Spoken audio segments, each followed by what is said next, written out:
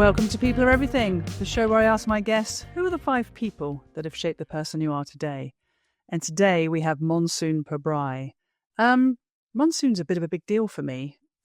She's the daughter of Mohnish Pabrai, who's a very eminent investor and philanthropist, and was actually on Diary of a CEO only a couple of weeks ago, so to give you some idea.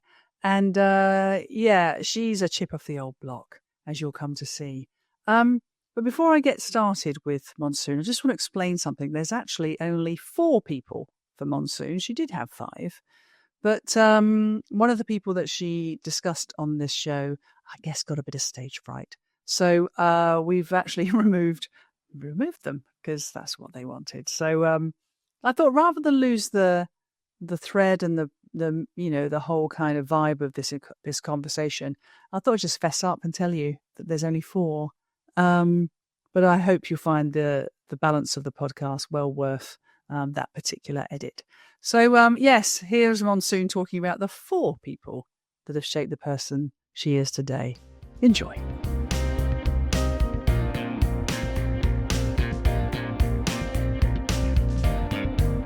Hi, Monsoon. How are you?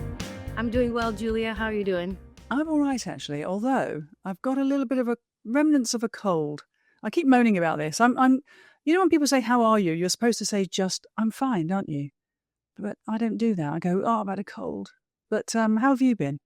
I also just came off a short summer cold, but doing well. Oh, it's not fair, is it? I think colds should be relegated only to the winter. Yes. Because in the summer, it just feels wrong, doesn't it? It's like, why have you got a summer cold? Anyway, it's good to see you. Good to have you on People Are Everything. I've been very much looking forward to this. I am mildly intimidated by you, I have to say, because in terms of experience and accomplishments, I can't actually believe how accomplished you are for the ripe old age of what? Where are you now? 29. 29. I mean, I didn't even know any 29-year-olds that aren't actually my own children. So it's extraordinary what you've achieved. And, I'm just really, really honoured that you've come on my podcast. And we were introduced by Bogomil, who I know is a dear friend of yours, and a very impressive man in his field too. So, you're quite a big deal for me, actually, Monsoon. So I'm going to try my absolute very best today. And but yeah, it's wonderful to have you here. So before we get into it, it would be useful. I mean, I know a little bit about you. I know that you're from this awesome financial background. Your dad is very eminent in his field. That Warren Buffett is one of your mates, which is extraordinary in itself. I know that's simplifying things. And I think I've seen you on CNN. So all of that by 29, that's where I get my intimidation from. But can you just kind of start with giving a little introduction to yourself and kind of telling us who you are and what you're all about. Okay, awesome. Well, Julia, you shouldn't be intimidated by me. I wouldn't say there's anything too rather special about myself. But yeah, I can give a small introduction. I'm Indian American. I was born in the United States to 2 parents who immigrated in the 80s, separate times. And they're both engineers by trade. Grew up in a strict immigrant household in Chicago and then mostly in California. I went to University of California at Berkeley. I took a bajillion classes, but I ended up majoring in political science.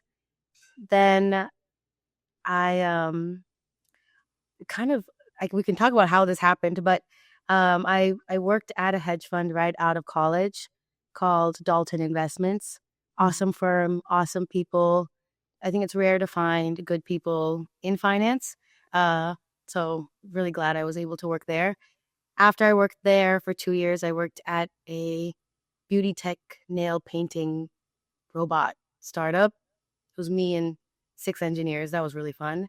Mm-hmm. And while I was there, I started my own investment firm on the side and was able to raise $2 million of capital from 2 women, April of 2021. And right now we manage about 25 million, and it's been 4 years. That's me. Incredible. That's incredible. Yeah. And there's so much more. I'm not letting you off the hook, because that is a obviously factual, but there's so many things I've that are quite remarkable about your story. So, I mean, especially to someone like me who didn't grow up in any kind of sort of the world that you started in. So we do need to touch on your dad a little bit. Of course. But the bit I loved most about reading about him and you was you're one of two sisters, right? Yes. And there's somewhere on a wall somewhere a stock certificate where he asked you something about, who do you think? There was a question, wasn't it? Like, who do you think's the company we should invest in, or who's going to be around in the next 10 years or something? There was some key question. And you both said something and just chose some stock. And he just said, right, okay, that's your first investment. And so A, am I right? B, what's the detail around that? Particularly how much it's worth now, because I'm really fascinated. And what age did you first buy this stock? Yeah, I was 7, and I would say my sister was 6. We're a year and a half apart in age. Yeah. And he asked us, what company in your life that you basically engage with now do you think will be here forever? Okay. And I think for someone who's under 10 years old, that's the perfect way to phrase how to pick your best investment. And I think he had given us a little bit of a lesson on how Buffett says you invest as if it's the only company your family in multiple generations will live off forever. So I think he said that too. My sister picked Disney and she beat me. I picked Target. So I was the shopper. And the two of us. And we lived 15 minutes away from Disneyland. So we had the family season pass and we would go, I remember every Sunday, we would ride the one ride, see one show, get cotton candy, come home. Amazing. For like 2 years. Yeah. All right. And just for fun then, have you got any idea what those two stocks that you bought at that time are now worth? Oh, I actually don't. I own Disney now. Disney did much better. Don't know the actual price and the actual growth rate, but it won. I can tell you that. Oh, good. Well, maybe for another podcast when you're on next time. Yes. Just do that math, because I think it'd be really fascinating. Because I had a son. He's 21, nearly 22, and he's just tentatively started sort of good kind of amateur investing. And I'm of a generation where you just didn't do that. You just put your money in the bank and you had an interest rate, and you just investing in things. That was really quite an alien concept to people in my life. But he's already all over it. He's like working it out, and gosh, I wish where would I have been if I'd paid attention to that kind of thing in my 20s. But you're still in your 20s, Monsoon, yes. Rather irritatingly for me. So you have your first fund. So you are now you're managing partner of that fund, aren't you? So you have a big responsibility. I mean, £25 million of other people's money that you're responsible for investing in well. How do you cope with that? How do you manage that pressure? Because that's not a small amount of money. Yeah, it's I think in the beginning it was a bit scary managing other people's capital. So when you're an analyst at a fund, you're kind of protected by your portfolio manager and the founder, right? The guy who's getting the checks, who's raising the capital. He takes the fall, right, for the bad decision, not the analyst. So you kind of pick more wild and crazier things as an analyst is my learning. And when you actually manage people's capital, you talk to them. I would say we have over 100 clients now. We just crossed that 2 weeks ago. And yeah, I mean, people will bring their children onto the Zoom call with me, and I can see their family. I can see their house. You get a real feeling for who you're investing for. You know a lot about their personal finances. They also like to sometimes show me their personal portfolios, and discuss that, and I always tell them that's your choice. You just decide what you're putting with me and how much. But I mean, everyone is a family. I feel like I'm just investing for people that are my family members. And I'd say 60% of them are of Indian origin, like me. Okay. So definitely drawn A cultural connection there. Yeah, I mean, I hit when you were saying that, in my mind, that just feels like extra pressure. It's like I'm seeing these people's families, their livelihoods, their children, and you're thinking, oh, I better not get this wrong. But like you say, it's an advisory thing, and it is ultimately the individual's choice to get involved in whatever you're suggesting. And I like what you said about talking to your investors. And I know that Warren Buffett is a big deal for you in terms of how he operates and how he thought, and I think obviously with your dad as well. And famously, he was very close to, if you like, in terms of communication style with his investors, his shareholders. So it's like, how much of him influences you in how you? It's Drew, isn't it? Drew is your company name. Yes. How much has he been a direct influence on the way you've structured it, set it up, and your philosophy? So it's structured entirely on the way he structured it, but also the way my dad structured it. So our main funds are, well, like you said, in your generation, people just put money in the bank and let it grow at whatever interest rate it was offering. So what he did when he was starting his partnerships is he said, okay, if you put your money in the bank right now, you get 6%. So the first 6% return that I make for you is yours. I don't take a piece of that because that's what you would get in the bank. Yeah. And above that 6%, 1/4 of any gain goes to him, and 75% goes to the investor. And then he did something even crazier, which is he had no management fee. So what ended up happening is all these funds, all these private equity guys, public equity guys, venture funds will charge 1%, 2%, sometimes even 3%, rarely, for you putting money with them, which is just kind of nuts if you think about it, because they're also getting that performance fee gain. So that was his structure. When my dad started his Pabrai funds, he structured it exactly the same way. And when I started, I knew that it was pretty clear to me how I would set up the funds. I set it up with the same structure. I did come out with a third new fund with a different structure, but that's because it's a single investment. It's private, going public, and access is very difficult. So I felt more justified charging a management fee there. But the main point of Drew and the main product we have, or the main fund, is focused on Buffett-style 0-6-20. Yeah, I love it. And there's something very for the people about that. I love it. And I know to say I'm coming at this from a an outsider's point of view in that sense, is like just knowing of him and his philosophy and his his philanthropy and his the wisdom of him. And it sounds like you were well supported by your dad as well. And I do know that from the little research I've done. I'm not the world's best researcher, Monsoon, but you had quite the story, so I got sort of in that rabbit hole. So listen, I'm fascinated to know who you've chosen for your 5. Yeah. I mean, your dad better be in there, I suppose. If he's not, is he? Is he going to be in there? Oof. He's one of them. Yeah. But before I get into who the 5 are, I like to ask my guests how they found choosing the 5. Was it straightforward for you? Or did you agonize over it? Or tell me your experience of it. It was obvious. Okay, good. Yeah.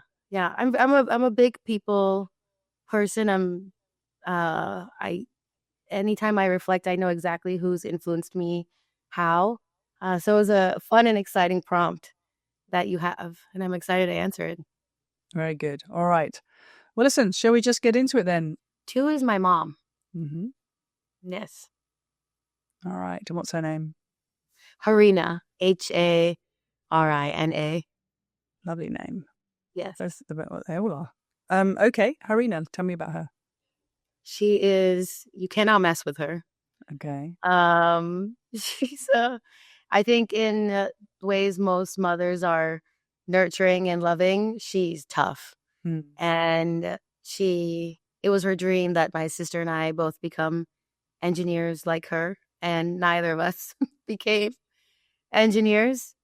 If I mean, this is in teenage years, but if I came home crying from school about someone who was mean to me or someone who bullied me, she'd give a hug and then she'd say, "You're gonna let them mess with you? Why letting this affect you at all?" Well, she was quite tough. Mm. She basically expected perfect scores, perfect grades. Um, she quit her job and she was starting her physics PhD when I was going to high school. She got her master's in physics and then quit the program to become my coach. So she identified that I was a bright young girl who needed some redirecting and needed intense redirecting. So she did not work for the first 2 or 3 years of high school for me. Mm. And her job was knowing everything about my grades, my scores, my homeworks, my tests, everything. So when she picked me up from school, she said, "Hey, you have these 4 assignments you need to do." And freshman year, literally, like for the first semester, she would sit down and be like, "You're doing this assignment right now." And she just took total charge. I have not heard of anyone else whose parents have done something like I've never that. heard of this. Never Yeah. heard of it. And I mean, in the Asian community, it's called being a tiger mom. But I mean, she called it being my secretary, where she just like dragged me to the table, would sit down, 5:30 time for fruit, 6:30 time for dinner. By 9:30, 10, I was in bed. And my parents had this rule: no phone, no computer in the bedroom at all at night. So they would take our phones from us because they didn't want us texting boys or staying up Really? at night and whatnot. So they were strict that way. So that I had heard. But what my mom did for my freshman year of high school was insane. She just fully took control of the situation. I made perfect grades first time ever. And that's where I felt really confident for the first time in my ability, because I realized I can do everything. I just need to get organized. And then as high school went on, she pulled off the reins a little bit, and I was able to maintain my straight A's. There was a B here or there, but she was extremely strict. Yeah. Yeah, but you do hear it in sort of sporting context. Oh, You know, where parents will basically stop whatever they're doing and coach the next. I don't know. Judy Murray comes to yes. mind. The Williams sisters' dad. What was his name? I can't remember. Anyway, Mr. Williams. They dedicate their whole lives to coaching their kids to a level of success. But I've never heard of it in the sense of academic success and work-based success like that. Especially someone who's doing a physics masters. Yeah. I don't mean that judgmentally to all the mothers out there who aren't doing physics masters, but that's unusual too. To say, right, I've got this engineering background, I've got this academic brain, I'm on this master's program, but hang on a minute, Monsoon needs a bit of help. She's falling back a bit on what she needs to do to be optimal in school. I'll just lay that aside then, shall I? And right, all about you then. So that's an incredible investment and a wonderful sacrifice. However, I do think possibly there were days when you thought, can't you just be like everybody else's mum and let me, firstly, can I have my phone? And secondly, just back off a bit. Was there ever a moment? No, I would say she was very reasonable. And I also agreed to it. So she told me at the end of 8th grade, "Listen, you're bright. You think like your father, and you're not applying yourself correctly. If you just work hard for these 4 years, you will see tremendous, like your college placement will be good, and then whatnot. Everything will work for you well from there." And I knew it. I knew I was really good at math. But and I would get an A in math. But for every other class, I found all the topics interesting. Mm. I could remember what I was taught before, but my grades were really suffering in 7th and 8th grade. And I think my teacher pulled my parents aside and said, Monsoon's writing as if English is not her first language. Right. It was that bad. It was that poor. So I think my mom she reasoned with me. She said, I can do this for you and we can do this. And I said, I agreed. And what happened is, if you study for a test, you get an A. You find out 2 days later, I knew it was working. So I had a good thing, and I had seen academic excellence from my younger sister throughout. I know both my parents are very intelligent and capable, but for some reason I wasn't performing as well. So I had signed up and I was excited, and I owe everything to her. I was able to get into UC Berkeley because of her. And like, I really view it as her sacrifice. Yeah. Oh, absolutely. It's a hell of a thing. Yes. I'm telling you what I'm so impressed by is that she had the foresight for all of it.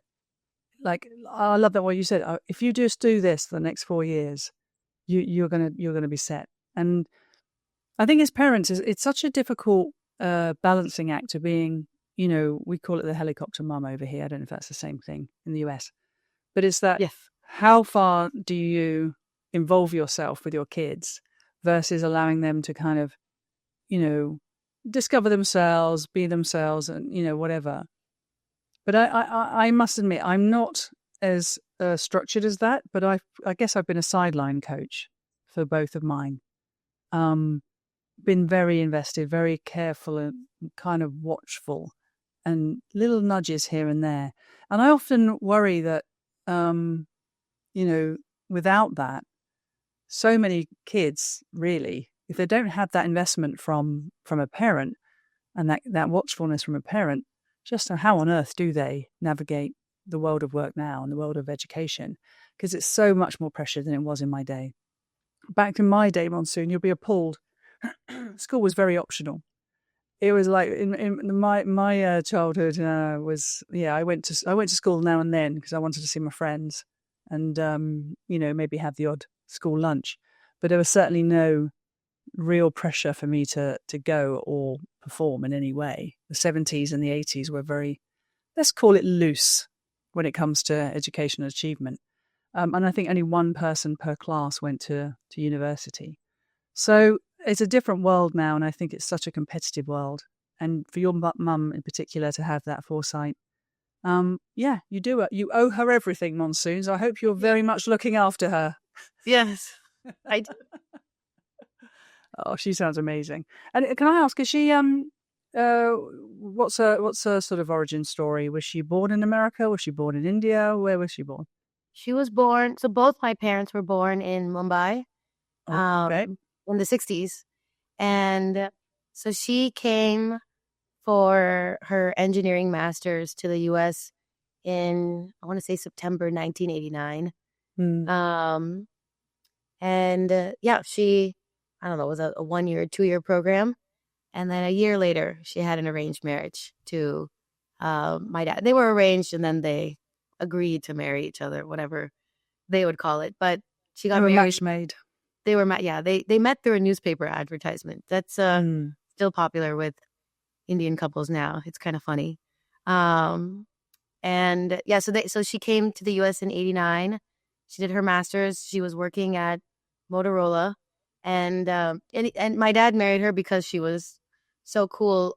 What he was doing is every couple weekends he was flying to meet different Indian women in the United States that his mom told him to go meet from answering the advertisement. And he said my mom was the only one who was living by herself. Everyone else lived with their parents or whatnot.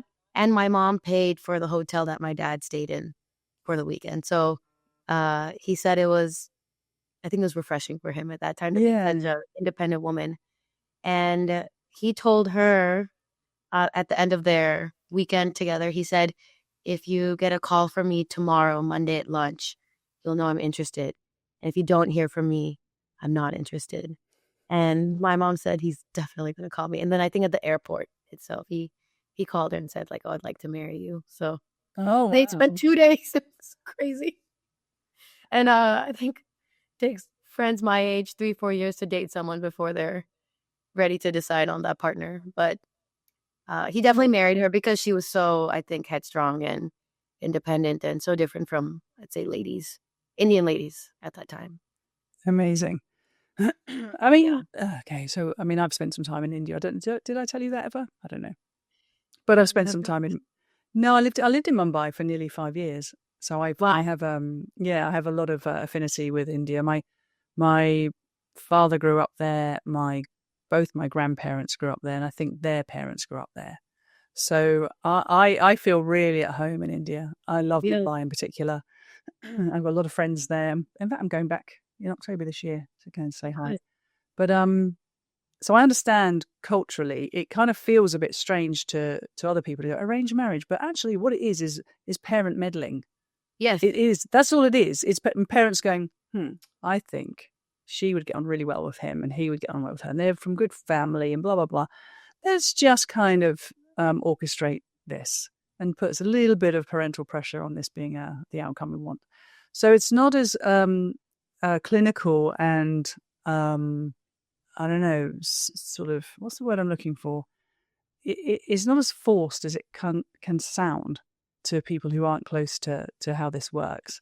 Yes. So, and I'm laughing about the engineering thing as well, because one of the things I did over in India, I worked for a private equity firm who wanted to open up a Western contemporary music school in Mumbai for developing music for the Bollywood scene, but Westernized music, right? And I remember, and it's a degree level program, and I remember speaking to the parents of the children, and they go, no, "There's only two careers in India. It's doctor or engineer, and you want my son to be a guitarist." And I'm like, "Yes, I do, because I think he is a guitarist. He's not a doctor or an engineer. Let him have this opportunity."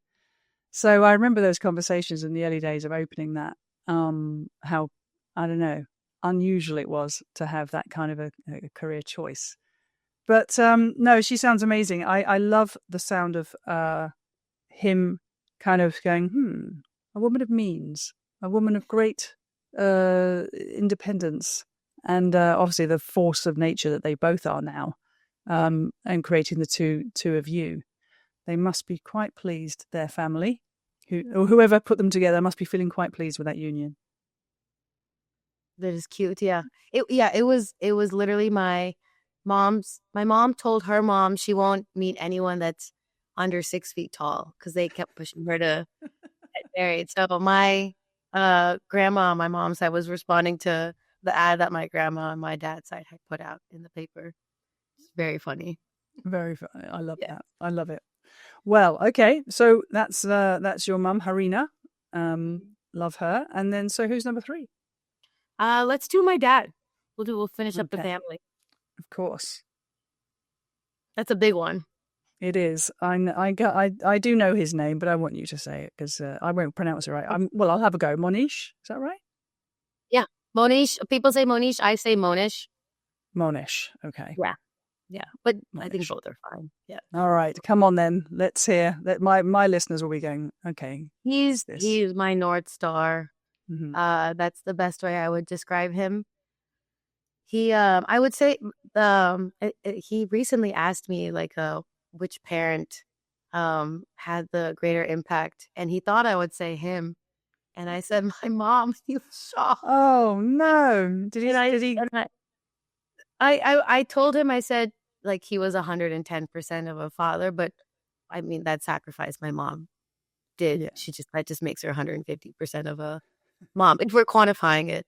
And he really, I'd say my dad became, he would spend like weekends with us or try to, spend time with us. And I think he really became an incredible parent when I turned 14. Mm-hmm. So that's when he started taking me to India once a year. We would go to rural India and we spent a lot of time together in, frankly, uncomfortable situations, long car rides, like just rural, poor India. We would go to homes of scholars of the nonprofit he and my mom had started. So I had like a whole awakening through his lens. I think it helped me stay humble, but I would see him engage with it was nuts. It was like I was a Elon Musk's kid's ex who's always hanging around him when he's with Trump or whatnot. But Yeah. I would be 14 years old with my dad, and he would be meeting like a high-ranking Indian officer discussing like getting some paper approval through or some regulatory approval through in India. And if you're getting something approved like that here in the US, you would file some paperwork and wait for a response from your state government, whatever it is, right? In India, you have to go meet the guy, you have to make your case, you have to hope that they put their stamp. And I remember this guy told my dad that we want to see more women enter higher education fields. Okay, like this is a problem. We'd like to see more ladies. And he told my dad, I think you should create a prep school to help young ladies get into fashion school. And my dad said exactly what you said, which is we are only building engineers and engineers. At this time, it's just engineers. We added medicine later, but I'll talk about the nonprofit really quickly. It's incredible. He was reading about this nonprofit in India called Super 30, where one guy, Anand Kumar, I think that's his name. I just don't want to get it wrong. He teaches 30 kids every year who are extremely poor, who test very high for 2 years. And he preps them for something called the IIT entrance exam. So IIT has a 1.7% acceptance rate. And this guy gets all 30 of his kids in. So my dad wrote him and said, we would like to fund you to expand. And he said, we will not be expanding past the 30 students. That's it. So then my dad said, then can we copy it? And he said, sure. So this started when I was 10 years old, but so it's been around, we're almost at 20 years. Actually, yeah, 2025. It started 2005. So we're at 20 years now, maybe 19.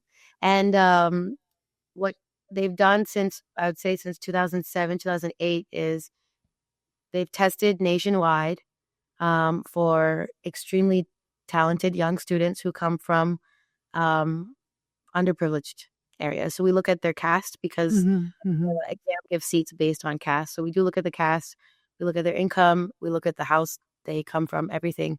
And I mean, sometimes these parents make $20-$40 a month. And the kid comes to us for 2 years. We prep them. 60 to 70% get into the high ranking schools. 99% go to a university. And within 4 years, they're making a salary where within a month or two, they can change the situation of their family.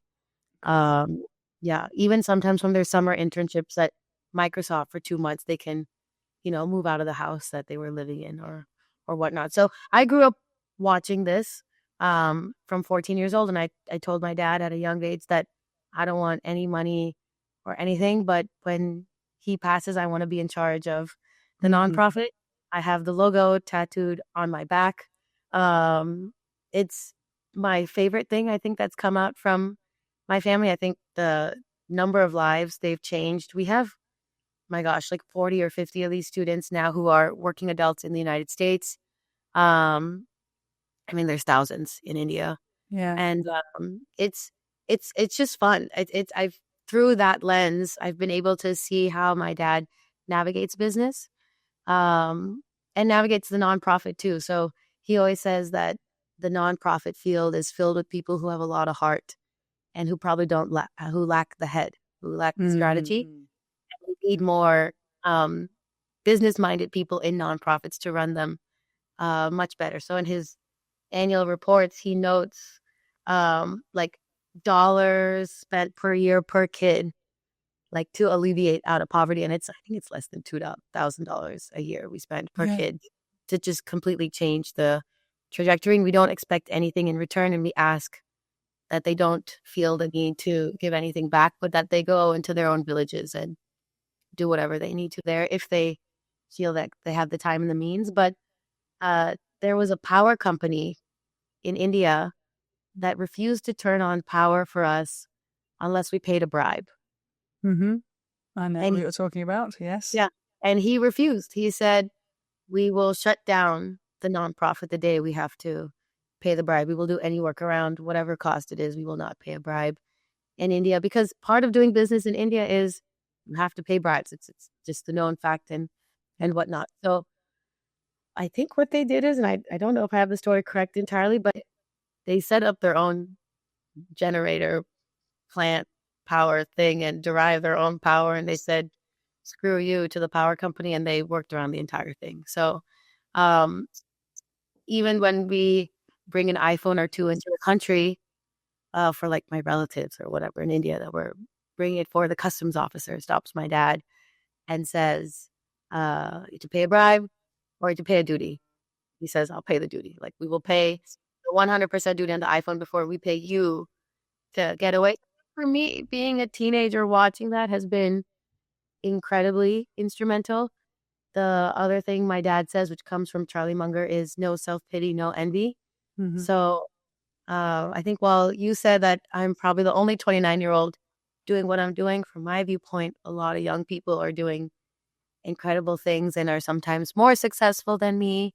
I mean, there's just, I think Alexander Wang, who started Scale AI, just sold to, was it Meta? I think it's Meta.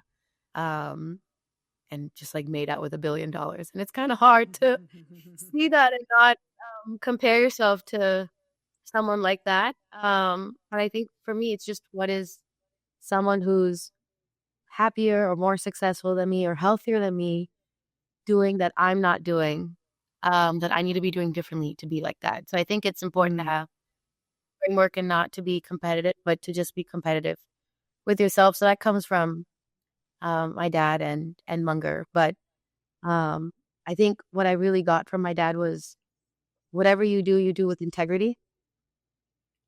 And be in a situation as you scale up and as you sit in different rooms with different people, it will seem easier and easier to take that shortcut.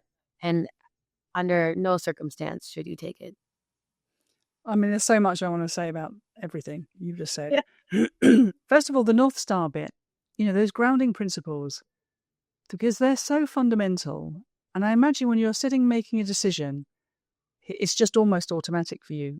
What are your, that integrity piece, that do the right thing piece, that don't take the easier route, take the right route. And I imagine seeing all of that with your dad and that being ingrained in you from such a young age, and him being such a role model in that, those decisions actually just get easier because you've got those grounding principles. You just say, well, that's what I've been raised to believe. I'll just stick with that. So I think the North Star thing really works. And I think exposing you to a different life, a life that you can't even imagine from New York City. No. Rural India. And, I kind of ventured out a bit, but I was mostly Mumbai. You might as well be on Mars for the average, Yes. teenager. You know what I mean? Yeah. And I think I took my daughter over when she was 15, and I know it changed her. I know it did. When you're 15, you haven't seen it much of the world. And I literally plucked her from her comfortable life in Surrey, put her on an aeroplane. She arrived in central Mumbai, and I think it blew her mind. But it was a really humbling thing for her. It was a good thing for her. But so I really love that, and I love the fact that he's chosen to invest in education because, again, spending time in India, education is such a it has so much more. What's the word? It is so respected in India. It's such a there's a teachers' day, and people give their teachers gifts, and they're honoured. And I'm thinking about the average education in the UK. It's like you're lucky to get through the week without a punch, without a black eye. But in India, they're very much revered, and education is seen as that thing that gets you out of your situation. And the fact that he could zero in on that and find a method and model that actually worked, that takes some real vision. So much of what you've said, I can relate from a point of view of seeing it for myself. And another thing I want to say about India is a lot of people, unless you live there, they don't realize just the level of enterprise and talent there is. I mean, some of the most incredibly articulate, intelligent, emotionally intelligent, actual kind of application intelligence. I worked with some extraordinary people over there, and again, from all walks of life. So I'm really glad that that's what he's chosen to focus on. And then my last point was about the bribe bit. We tried. I remember the first time I experienced it. It was very shocking. Yes. At first, my first experience of it was we just finished our first year accounts and we were, filing them. And the guy across the table told me they were perfect. Everything was fine. Everything's good. So I just said, okay, will you sign then, please? And he sort of looked at me as if to say, well, no, of course not. I need my money. And I didn't know what he was talking about. Yeah. And my head of finance just looked at me and said, do you want to step out of the room and let me deal with it? So I'm like, what are you doing? I mean, I was the CEO and I was like, I'm not stepping out of the room. These are my accounts. I want to be here. No. You need to step out of the room. Come back. Everything's signed. And I'm like, hey, what happened? Is it just because, was it me? And he's like, no, I had to pay the bribe. And I really, really didn't like it. I was like, no, we're not doing that again. Yeah. Yeah. So I do understand it. It's very culturally embedded in how business is done over there. But I think as a lot of it's changed, actually. I think, with do you remember them when they changed all the money? Were you? Yes. That I think so. Yeah. Demonetization was where 2016. I was still a senior in college, but I was there. That's nuts. I was there, Monsoon. It was wild. Okay. So anyone listening here who doesn't remember demonetization in India, I can't believe the government even pulled this off. Yeah. We woke up the next day and all the money that was in our pockets was devalued overnight, was made illegitimate with no warning. Literally, turned the television on. All your 5 rupee, 10 rupee, 200 rupee, all the notes were just gone. Yeah. And the only way you could get your money to be valued was to go and open a bank account. And then the queues out of the banks to try and get... And this was a nation where people were living hand to mouth with cash. Or having it in their mattresses, or, there was a lot of cash it's a cash economy. And overnight, Modi turned it into a digital economy. And it was extraordinary to witness, and I was there the whole time. It was a crazy, crazy time. Anyway, we're getting off subject. We're not talking about your dad. So I love that. And I think, the combination of those two parents, we almost have an obligation to be successful now, Monsoon. We're going to follow you from here on. And if you let them down, there'll be hell to pay. But I doubt it very much. All right, brilliant. Is there anything more you want to say about your dad before we move on? No, I think North Star is perfect for him. All right, I love that. Yeah. Has he forgiven you for not being number one though? As in the number one parent? I think he's still shocked. He just needs to try harder. Yeah, this was recent. This was 7-8 weeks ago when he asked. We were at a wedding. And he asked, expecting me to say him. And I said, oh, no, it's not. Sorry. It's not really number one, number two, but it's very different. But I think even if my dad had done all the high integrity things and been my North Star, if I didn't know how to sit my butt down and do a simple task, it wouldn't amount to it. You'd just be full of awe of him, but you'd have nothing going on for yourself. But Mohnish, if you're listening now, just try harder. I think you might get there. You might become number one if you just put the work in. Okay, who's number 4? Tell me who's number 4. Number 4 is my AP. I think in the UK you guys have IB, but we have AP for our high rank. What's it called? I forgot what AP stands for, but you're a smart student. And so I took AP US history. Okay. And first of all, I love US history. It's such a fascinating topic, and it's a short history, which is, I think, more exciting. But my AP US history teacher was I would call him Mr. Pleat, but his name is Steve. But we have to Mr. call him Mr. Pleat because that's what I used to call him. Yeah. And he, what year was that? 2010, 2011. He was my history teacher. Mhm. And I think he was my U.S. history teacher. Was he also my senior history teacher? He may have been. But he had he was. He had an incredible influence on me because you could tell he was, I think he had his PhD. I think he had a PhD or a master. So he was one of the highest paid teachers in our district. And he could probably get any job outside of teaching, but chose to teach.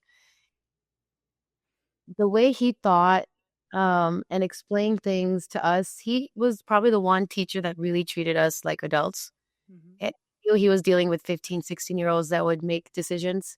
The neighborhood I grew up in was, I would call it upper middle class.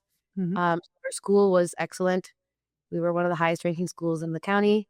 And he knew that our parents were engineers and doctors and attorneys and CEOs. So he knew that, I think he knew a lot of the kids would, or he treated us like we would make big decisions in the future. So he explained the financial crisis to us. So my dad didn't explain it to me, my teacher did. And he did it 2 years after, and he walked through how the credit ratings, AA plus was moved up to A, triple A, and it wasn't part of the curriculum and studying, but he would take extra time, most lessons, to explain the world to us. So yes, we were learning AP US history, but I mean, and the way he thought and the way he explained it and the influence he had was, I don't really have words for it, but I will always remember him. So for side cash right now, I teach math to high school students. Okay. So I usually do private coaching, but every now and then I'll do like a 6 to 8 week course in an inner city New York school. So I really like to channel him and, spend extra time in class talking about things that are relevant to them today, not just the material. And I don't know, I think Mr. Pleat, you could tell he was well read, well thought. I still remember his commute. He had a 90-minute commute to school every day. He lived pretty far away. And he'd talk about whatever podcast or news item or whatever he heard with us. And I don't think any teacher took that much interest in his students the way he did. And I still remember him. Yeah. He had a great, yeah. I think just with articulated adult. Yeah, is what I would say. Yeah, so what I'm hearing is he treated you like, I like what you said about, he treated us like we would be, let's start again. We would be making big decisions. So almost equipping you for that, probably giving you, different ways of thinking about things, different ways of seeing things, and inspiring you and maybe unlocking something in you that gave you a little bit of, if he's bringing all that extra content in, it's a broader context of the subject matter. And all of these things in the moment probably felt a little bit, just enjoyable. But can I ask you, did you recognize in the moment that you had this amazing impact as a teacher, or was it looking back you felt it? No, I knew. In the moment. I also took journalism. I was on the school newspaper. I had an incredible teacher there too. But Mr. Pleat just cared a lot more about how ready we would be for the real world. For example, I think there's a huge problem that schools don't teach financial literacy. Yeah, I agree. Like people don't understand debt. People don't understand how to save, things like that. He would talk about these things in class. Yeah. He would talk about the importance of saving. He would talk about the importance of he would talk about investing particularly, but he would talk about setting yourself up in a situation for the future that made a lot of sense. But really just, I think what I took away from that is that no one can take your education away from you. So while I had my mom hounding me for good grades so I'd get a good placement and my dad teaching me integrity, I think what I learned from Mr. Pleat is everything I learned is mine. No one can take it from me. And I was already, I think, naturally curious, but I think he is too. And he brought it into the class in a way that was exciting. So maybe we just were, I felt very similar to him, or I identified with him, but I mean, he also he was very funny. So he would, I mean, you know, I think, he was, he was very liberal in his thinking. He was very left. And I'd say our neighborhood was also particularly liberal, but there were definitely some people who leaned right, and he would talk about getting in trouble with those parents and pushing his views onto us or whatnot. But I enjoyed it. And then he told us, he was like, sometimes some parents give him a $500 gift card to like an Amazon gift card or something, and he would return it and say, no, I know you. And they say, we disagree with you politically, but here's this gift. And he's like, you cannot buy your child's grade and so cheap at $500. And then he would tell them, like, the school has a rule, any gift over $200 or whatever is not allowed to teachers for whatever reason. I also felt like he had great integrity and incredible thinker and really funny guy. And I think I would say he was also a man of simple pleasures. I think because we're Facebook friends, I think like a Saturday night beer is his favorite thing. I think I think just an incredible guy. Yeah. And well, okay. Before I move on to my questions about him, is it you know, I just wanted to say this thing about this format of mine. The amount of teachers that get honoured is really disproportionate, shall we say. Of course, their family members are, you know, are pretty prevalent, but actually, I would say teachers are probably the next most honoured people in this format. And isn't it interesting that certainly in the UK anyway, it's a really underappreciated, you know, vocation in general. So it's, you know, quite badly paid in the UK. It's not necessarily revered as such. It's and pretty thankless most of the time in education. But is sometimes that's why I asked you about, is it a looking back thing? The amount of people when they say on reflection, when I look back, I realize how impactful XYZ person was. Yeah. And I wonder how many of them who are in their retirement now really know that. Now, I mean, are you still in touch with Mr. Pleat? Do you still see him? Would he be surprised to hear he's on your list? He would. I think he would be surprised. He's on my list. But I do think I was one of his favorites. Okay. I think I don't remember which teacher, but they would write, if you were applying to an Ivy League school, you needed teacher recommendations. So some teachers would just write hundreds. And I think him and my math teacher only agreed to 15 kids each. And I don't remember if he wrote my college letter or not, but I do know that I was definitely one of his favorites. I sat in the front and I was engaging and chatting the whole time. And he knew I had a big interest in government, and I majored in political science. And I think he noticed that he had an impact on me, but I have not written to him to let him know. So I will. I'll probably this video saying this. Started this. Mr. Pleat, we're coming for you. This is coming your way. Oh, wonderful. Okay, well, I like the sound of him very much. Sounds like the kind of guy I'd like to hang out with and have a Saturday beer. Yeah. So I think me too. He definitely was that type of teacher. Yeah. Yeah, brilliant. All right, well, now we've got the finale. Who's number 5?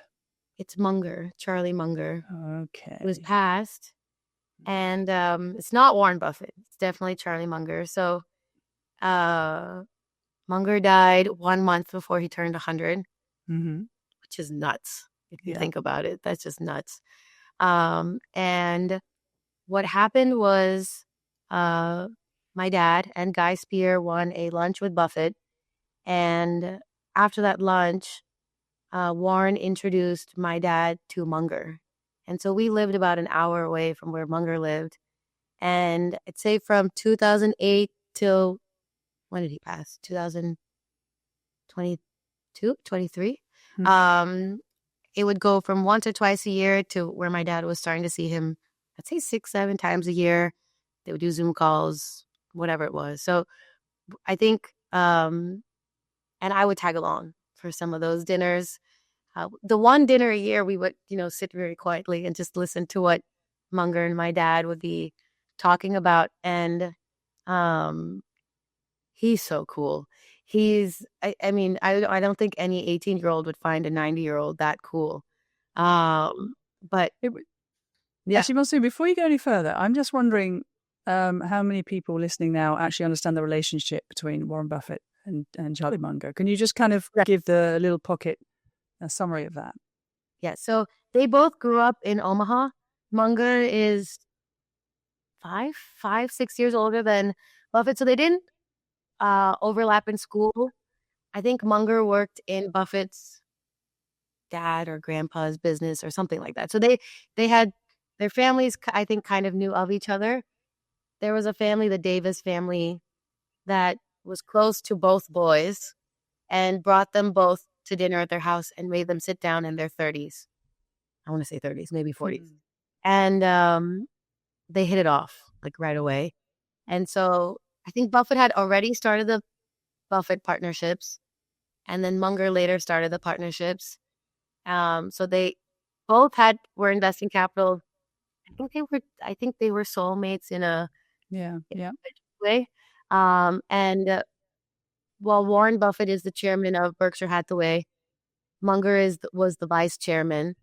And they had like a 50+ year partnership. And after Munger passed, Buffett wrote that, yes, I am the chairman and whatnot of Berkshire Hathaway, but Charlie Munger is the architect. And he said he laid out the blueprint. He kind of put the philosophy in place. And Munger is kind of, I would call him a Renaissance man. So he loves architecture. He's an attorney. So there's a law firm, Munger. Was it Tolles? I don't know the order. Tolles, Olson, Munger, something. So it's named after, he's one of the original partners, and they kept the name. And you could, anytime you sat down, so this is their partnership and their friendship. And Berkshire Hathaway is one of the top 10 largest companies in the United States. What they do is they own a bunch of insurance companies. And the premium that you pay for your car insurance, they hold on to. They invest and they grow it. And then when you total your car, they'll pay you out. So what we call it is the assets that is all the money coming in. The liabilities is everything being paid out. I like your dog. Oh, yeah. She gets on every podcast, by the way. Everyone. That's good. Sorry. No, it's so cute. So we have the assets coming in, liabilities coming out. Yeah. And the difference in cash is the float. And the float is what Buffett and Munger invest into Coca-Cola, See's Candies, American Express. So this is where they've grown and kind of developed Berkshire Hathaway. It's an incredible model. I think many people have tried to copy it. No one has come as close to them. There's some, I'd say, notable players, but it's exceptional. And they talk about the reason why no one's been able to do it like them. And they say it's because of the culture. There's no Munger. There's key players. Yes. And I think they have a very beautiful partnership, but Munger has had, I think, the greater influence of the two on me. And I think if you go to the Berkshire Hathaway meetings, more than half the attendees feel more aligned to Munger than Buffett. But if you sit outside the Berkshire meeting, everybody knows Warren Buffett. So it's kind of interesting. Yeah. But yeah, so Munger is a incredible thinker. He's the one who said no self-pity, no envy. Yeah. He's had some incredible tragedies happen to him. So I think one of his children passed away at age 12. It threw him, I think, into despair. He's been separated.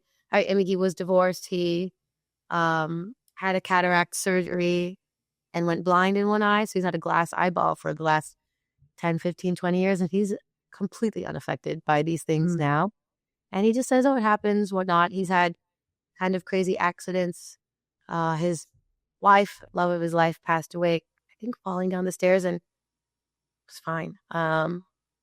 Seemed to be just fine. So I think what he knows really, I think you could almost call him like a Buddha. And the way he thinks, and it's incredible how much wealth he's amassed for someone who probably didn't care too much for it. He just wants to be independent. So I think when you were talking about what money can do for you, he says it's just the need to be independent. So that's especially, and it's especially true for I'd say women who are in marriages where they can't exit because of this independence issue and freedom issue. So I definitely think, money gives you the freedom to do what you want. And I do think there's a problem if you have too much money and you're kind of hoarding it. I think for the ultra billionaires, I think that's definitely an issue. So I definitely think you have a responsibility to give back or to change the world. Yeah, I definitely think that's important. I think hoarding it and passing it through generations is not the best way to go about it. But I think keeping a business in the family that makes capital and then you don't, I think that's fine. Yeah. So, yeah, Munger. I don't know what else to say about him other than him being he's exceptional. Yeah. Yeah. There's just a couple of things I want to pick up on. First of all, are you aware you talk about him in the present tense? Just so you know. Well, he's a legend. He's a legend, and he's alive in your mind, and that's good enough. But he's, legendary, of course, and their partnership is legendary. I'm curious. Do you have a Munger in your partnership? Because you're in your business. Do you have a second, or someone you can bounce things off and create that partnership experience? No, not in. I would say not in. It's really just me right now. And what may happen is I may meet that person later in life. Yeah. And that's what happened with them. They met so late in life, even though they're from the same town. And there's only so many, I would say, families in Omaha, and they overlapped so briefly with different family members, but for whatever reason didn't meet till 2, 3, 4 decades later, when it probably made the most sense for them to meet at that time. So Yeah. I haven't met that person yet that I would say is that for me, but I do find that when I'm making friends, because I am a social friendly person, so I think it's easy for people to be friends with me. I have to filter out the people that don't bring a positive influence to my life. Yeah. So I do try to look for traits that would improve my life, benefit my life, and increase time with people like that. And for the people that make me feel not so good, I don't cut them out, but I do minimize them. Yeah, minimize them. I fully agree with that, Monsoon. In fact, I said that I was guesting on somebody else's podcast, and one of the final things they said, right, what's your final thought? And I thought, I wasn't expecting that question. So I went, seek out people that make you feel more of yourself and feel more of everything.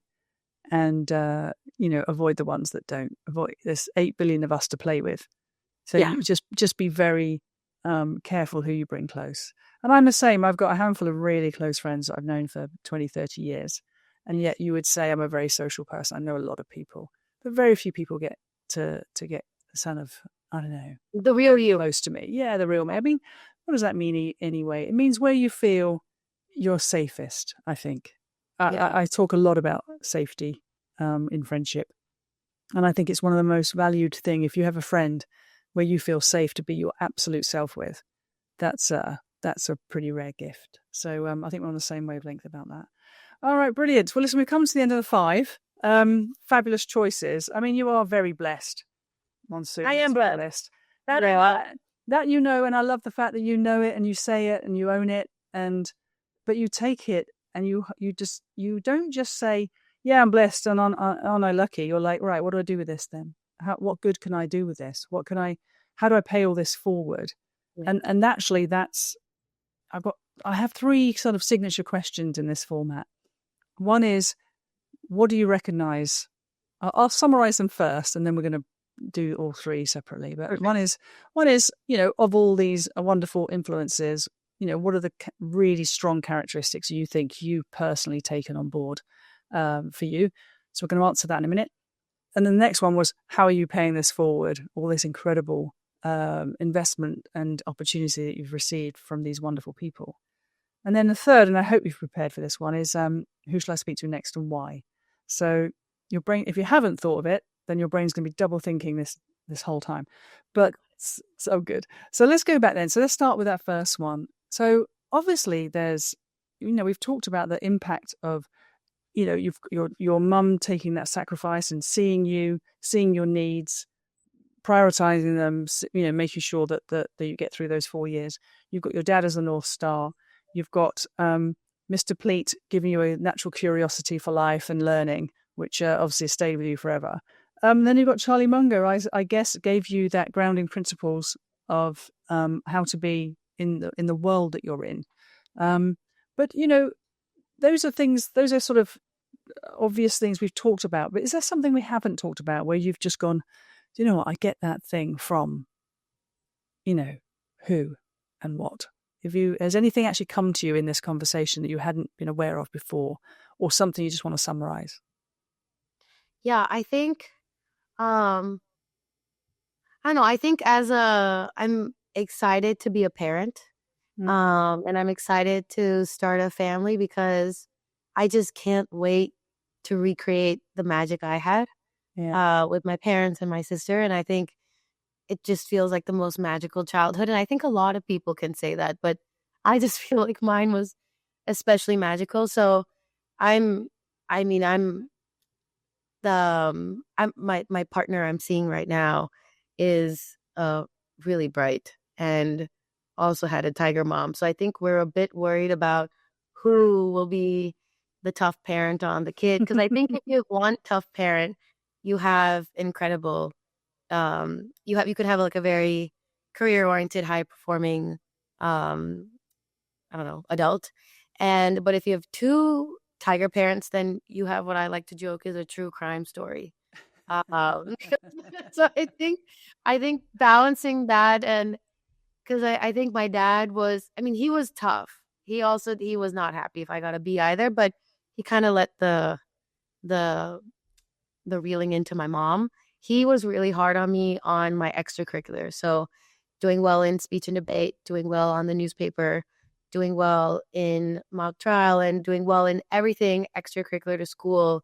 He expected the best. And that way he was, he would coach there. So they were both very involved parents. And I kind of expect the same from my partner and I for our kids.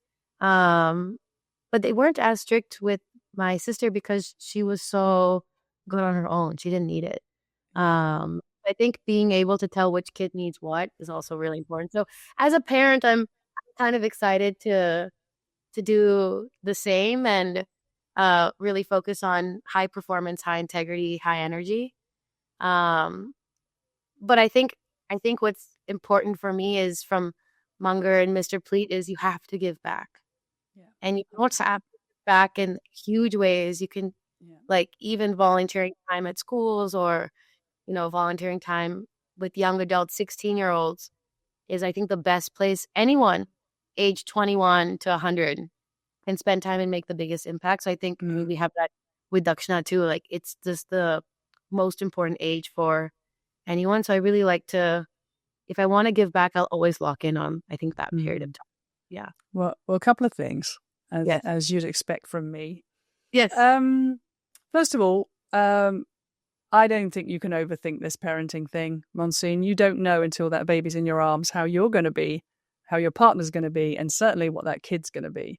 Yeah. So there is there's a bit of wait and see in all of that, and not to overthink it is my take. But and nature has a funny way of I don't know, messing with you in that regard. I remember when I had my daughter, but prior to that, no one thought I'd ever have children at all because I was like, I'd said I was going to be the world's favorite auntie. I was such a career girl. And then my daughter turned me to absolute mush. So you're saying, well, I'll be the tiger mum. Maybe yes, maybe no. And maybe your partner might be quite shocked about how he is in real life when it happens. Yes. And I really hope it does happen for you. So listen, that's a lovely sentiment actually. And the second piece you said there about giving something back segues nicely into the next piece, which is, I mean, I know the answer is going to be your NGO is tattooed on your back, for heaven's sakes. Yes. You're giving forward. I think no matter what, the legacy of that sounds to me like that will be your priority, regardless what happens in the rest of your life. Yes, I would agree with that. And it's kind of cute. My partner, when we were in the early stages of dating, he was freaking out that we would have to make a whole bunch of money because for the nonprofit. And I told him, I said, we are not giving to that money, just time until we have our children's college accounts are set and square away. Then once you're at a comfortable place, then we can consider giving capital. Then I said, it's not of concern right now. So don't worry about it. There's more than enough money for that NGO and for the kids. It's totally fine. So, and I think that's important for everybody, which is, you shouldn't be in too much of a rush to give back financially. I think I don't think you should wait too long either. I don't think you should be like 70, 80 years old and then write a check and give it away. I do think 40s or 50s is probably what I'm looking at would be the right time. Because you have a responsibility to your nuclear family, to your neighborhood. I would much rather give that extra time to my children's school than to be, writing checks over there, just because that's what's important to me at whatever stage. So I think that's kind of like a bit of a no, but I think long term on a 30, 40-year view, Dakshina would be where I'd be spending a lot of my time. Yeah. Amazing. No, I agree with everything you're saying. Yeah. I think it's, it's that classic statement, isn't it? Charity begins at home. Because if you don't have that stability, it's very hard to be charitable with any consistency. And if you're going to be charitable, you need to do it consistently. Yes. You need to commit. It's not a now and then thing, is it? Yeah. So, wonderful. Well, listen, that kind of wraps it up. Apart from the very last question. Yes. And if you say Warren Buffett, I'm going to run away. So I'm only messing. But yeah, you have met him, haven't you? I met him once when I was 12. Yeah. I haven't interacted with him too much. It's really Munger I've seen more. But everything is a tribute to him, which is cool. All right, I'm absolutely not ready for that. So I'm so hope it's somebody a little bit more closer to my home, shall we say. So who should I speak to next and why? It's Ardal Granger. I think I'm pronouncing his last name properly. But Ardal, I think I want to say he's a couple of years older than me. He's also a fund manager. And I met with him recently in New York for coffee. And he said the funniest thing. He said, let's not talk about investments. We both know enough about that. Let's talk about building the business. And we had the most exciting conversation about it. And I think he'd be a very interesting guest on your show.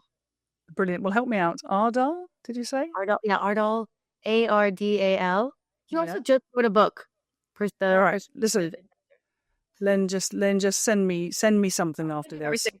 Yes, so that I can follow that up, or maybe make an introduction would be even. I will do that. Because what I love, and the reason I asked this question is not, I joked really quite early on in this podcast series that I'm doing this very selfishly just to meet more people and I'm having the best time. I just meet so many interesting people, and everyone has such wonderful stories to tell.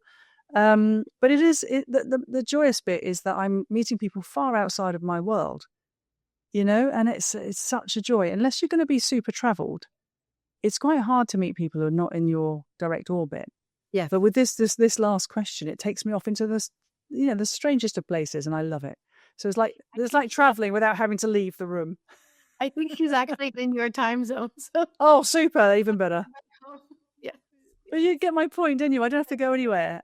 It's like I'm talking to you in New York City. Brilliant. So no, I love. That's why I asked this question. It takes me to places I wouldn't, or to people I wouldn't normally meet. So I look forward to meeting Ardal. Yeah. Thank you so much for joining me today, Monsoon. It's been an absolute joy. I wish you all the very best. Genuinely, I just think you are onto something. I really do, and I'm going to watch your career now with interest and just see how it flourishes, and which of course it will. So thank you for taking the time to talk to me today. Thank you, Julia. Can't wait to meet in person. Likewise. Oh, when am I going to New York next? Soon. So let's make I'll let you know. Do you live in London? I do. Just south of London, yes. I'll let you know when I'm there too. I do. Oh, wonderful. There we go. This is actually a real thing, Monsoon, as well. So don't be making these ideas and not seeing them through. No, I'm meeting Nancy Berger, who I interviewed last season. We're actually meeting up in Boston in September. Oh, lovely. So it's the gift that keeps on giving, this podcast. I will look forward to that, Monsoon. In the meantime, take very good care of yourself, won't you? You too. Thank you, Julia.